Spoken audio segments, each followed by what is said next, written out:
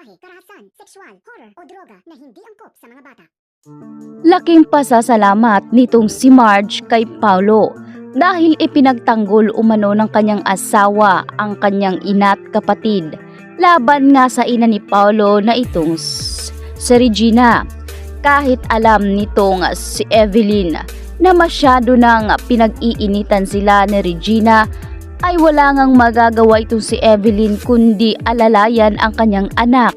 Dahil ngayon ay mas kakailanganin nga ni Marge ng tulong ng kanyang inang si Evelyn dahil na nga rin sa sitwasyon nitong si Jasmine.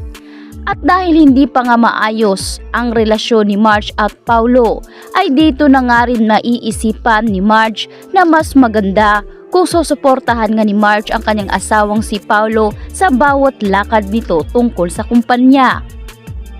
Subalit ang inaakala ni Marge na ikakabuti ng kanilang relasyon ay hindi pala ganoon ang magaganap. Dahil itong si Paulo ay malimit na nga kung kausapin itong si Marge dahil nawiwili na si Paulo sa karisma nitong si Thea. Hindi nga tinitigilan ni Thea si Paulo hanggat hindi nga nakukuha ni Thea ang nais niya rito. Lalo't makailang ulit nga raw siyang binitin ni Paulo sa pangako nito.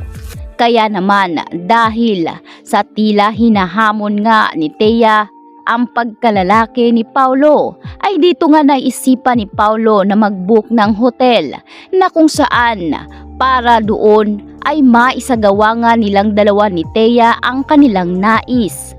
Subalit ang gawaing ito ay siguradong magpupukaw sa atensyon nitong si Marge. Dahil dito na nga nakiusap si Marge kay Paulo na sasama nga raw umano siya sa meeting nila tungkol sa kanilang kumpanya na kung saan harap-harapan ngang iniinsulto nitong si Thea si Marge dahil sa kawalan umano nito ng oras kay Paulo kung kaya't nauuwi na sa wala at panglalamig ngayon si Paulo sa kanya. Bagay na kinwestiyon nitong si Marge dahil bakit umano ito sasabihin ni Thea at bakit marami siyang alam kay Paulo ganoong hindi naman siya ang asawa nito at paano nga raw nakakasigurado si Thea na ganoon nga ang nararamdaman ni Paulo dito kay Marge. Narinig ito ni Edward kaya maging si Edward ay questionable sa tila pagiging hands-on ni Thea pagdating nga sa mga trabaho nitong si Paulo. Nasabi tuloy ni Edward na mas binibigyan pa ng panahon ni Thea na asikasuhin ang mga gawain nitong si Paulo kaysa sa kanya na asawa. Ngunit dito naman sinabi nitong si Thea na bakit nagsiselo si Edward kay Paulo na sarili niyang kapatid. Ganun pa man ay ipinangako nga ni Thea na trabaho lang ang lahat at walang personalan. Ngunit hindi kumbinsido si Edward sa mga bitaw nitong si Thea dahil alam niya at nararamdaman niya at sigurado siya na may nangyayari talagang hindi maganda sa pagitan ni Paulo at Thea. Kaya gagawa ng paraan itong si Edward para malaman ang totoo. Ngunit ika, wala ngang sekretong hindi maibubunyag dahil mismo ang kapalaran ang magsasabi na karapat-dapat malaman ni Edward at Marge ang tunay na panglulokong ginagawa nitong si Thea at Paulo sa kanila.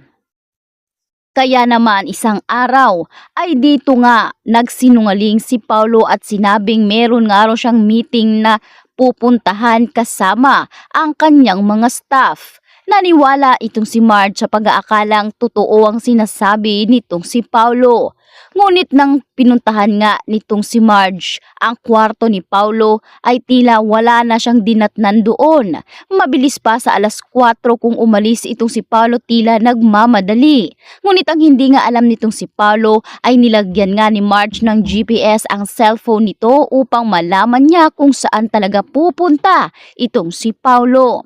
Sa pagkakataong ito nang silipin nga ni Marge ang kanyang cellphone ay dito niya napagtanto na pumunta si Paulo sa isang hotel kung saan kilalang kilala ni Marge ang hotel na iyon. Hindi na siya nagdalawang isip at agad niyang sunundan ang sasakyan nitong si Paulo. Doon ay sinipat niya at sinilip niyang mabuti kung ano nga ba talagang importanteng meeting at bakit sa hotel pa sila magkikita. Kaya naman itong si Marge ay patuloy at lumalaki pa ang pagdududa nito. Ngunit laking gulat nitong si Marge dahil naroroon din itong si Thea. Napatanong na lamang itong si Marge kung ano ang ginagawa ni Thea doon at bakit magkasama sila ni Paulo. Mas lumakas pa ang kutob ditong si Marge na baka nagloloko na ang kanyang asawang si Paulo at baka si Thea nga ang kirida nito. Ngunit dahil wala pang matibay na ebidensya si Marge ay gagawa rin siya ng paraan para malaman niya ang buong katotohanan. Doon ay palihim niyang sinundan si Paulo. Ngunit dahil nasita nga siya ng isa sa mga naroroon ay agad na nga siyang umalis at bumalik na lamang itong si Marge sa kanilang pamamahay na may malaking pagdududa sa kanyang puso. Hinintay niya itong si Paulo at sinubukan niya itong tawagan. Sinabi ni Paulo na importanteng meeting ang kanyang pupuntahan. Ngunit itong si Marge ay nagulat nang marinig niya sa kabilang na tinatawag ang pangalan ni Paulo sa napakapamilyar na boses.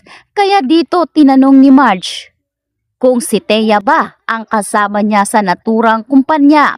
Ngunit dito nga inamin ni Paulo na hindi sila magkasama ni Thea ngayon. Kaya naman unti-unti na kayang malalaman nitong si Marge ang panglolokong ginagawa nitong si Paulo sa kanya.